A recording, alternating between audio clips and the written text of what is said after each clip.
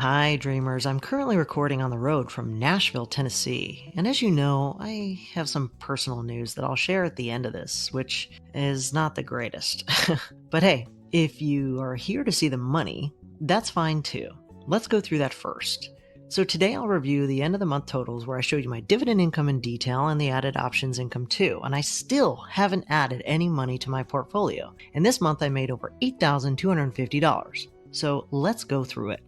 All right, so here we are in the spreadsheet, and you can see September 2023 at $6,079.81 in dividends, and that compares to the $5,629 in June. So as we go into the deep dive into September, you can see this kind of beautiful distribution across the weeks, with about $1,000-ish with every single week. And so starting off with week 1, I had about $285 from Truist, followed by $477 from PTY, $152 from Janus Henderson, a British financial group, and about $155 from Fortis. I got just about $15 from Southern Company, a Southern utility, and about $22 from this payment of Devo, which is held in a separate account for my other Devo. Then I got $424 from Pfizer, followed by my payment of $952 from JetQ, which is pretty amazing that that's a monthly payment. Woo, sexy. Going into week 3, you see IBM at just under $750, and IBM's been doing pretty well lately. I still have this hanging chat of CVX, which I'm not quite sure what to do with. I'm just kind of hanging out for now with oil. And $160 from Prudential. I got just over $100 from MetLife, $17 from Microsoft, which is a position I'm building back. And here's my realty income at $310 every single month. And folks, we've got a fire sale going on in Reese right now, so that's exciting. And really is the first time that I've been adding to O in a while. Then I got $46 from ORI, a very boring insurance company, and almost $65 from Stag, which is a commercial REIT. I got just under $10 from Nextra Energy, which has been absolutely beaten and punched, along with NEP. Woof, yikes. And then to round out week 3, about $8 from APLE and about $7 from Cintas. In week 4, I got just over $320 from Duke Energy, which is another Southern company. And then check this out. These are all my Yield Max experiments that are also monthly high yielders. And in total got just above $45 from all of those. I got a pretty big payout from Manulife at almost $425, $13 from UNH, almost $20 from my main position that I've been adding to, and $88 from Qualcomm. And to end the month in week 5, I got just over $160 from everyone's favorite, SCHD. And this is an interesting one because, as you know, I'm wheeling back and forth SOXL a lot in order to fuel my options money. But wouldn't you know, they also pay a dividend if you hold on through the period. So I got a dividend of just over $206.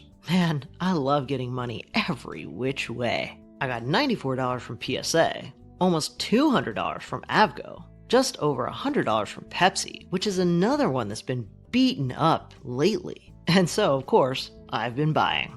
I got $123 from Devo, which, as you know, is another favorite ATF of mine and pays monthly. $146 from BDJ, which also pays monthly. $125 from BST. Almost $28 from MCN. Just about $11 from PLD. And finally, $6.70 from Principal Financial Group. And so let's take a look at the cumulative passive income chart, which is everyone's favorite, certainly mine. And here you can see total dividends for 2021 in blue were just above $51,000, and in 2022, $75,000. But here we are in September, and the total dividends thus far this year is in green, at $69,421. However, when you add in the options income and interest, I am at $109,460, so just under $110 so far, with 3 months remaining.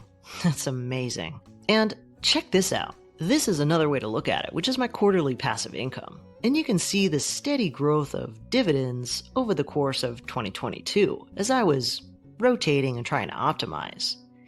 But then in 2023, you can see my options strategy start to kick in, with experimenting in Q1 and then really finding my groove in Q2 and Q3. And so you can see a little bit of consistency starting to kick in between Q2 and Q3, which means that if I can consistently count on about $40,000 in passive income across options, dividends, and interest, $40,000 every single quarter, that would get me to about $160,000 every single year, which I think I might be able to live on.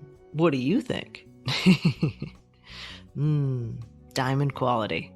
Okay, well, at the beginning I mentioned I have some personal news to explain my absence. And this past year has been a little bit of a hard year for me. I guess my news is that I am going through a divorce, and so that has kind of thrown me for a loop. This has been a long time relationship that I've had, and gosh, I don't even know what to say about it. Sometimes this is so hard. I think normally I wouldn't sort of disclose this. But what's interesting is that even though I'm anonymous, you guys know a lot about me. Part of the reason is because I share my finances completely and transparently with you. So this is going to be interesting because it's going to be affecting my finances quite a bit in a way that I'm not even sure of yet.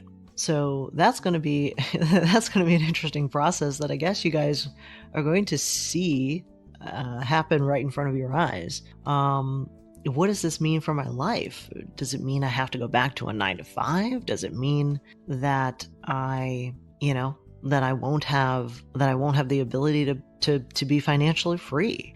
All of that just remains to be seen, and is something that I'll be figuring out. I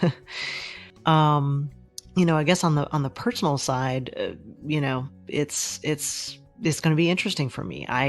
The idea of being single in my mid 40s, in my mid to late 40s is it's just a huge shock. And, I don't even know how to be single. One of you guys even joked that I should start a new YouTube channel called Dating Dream.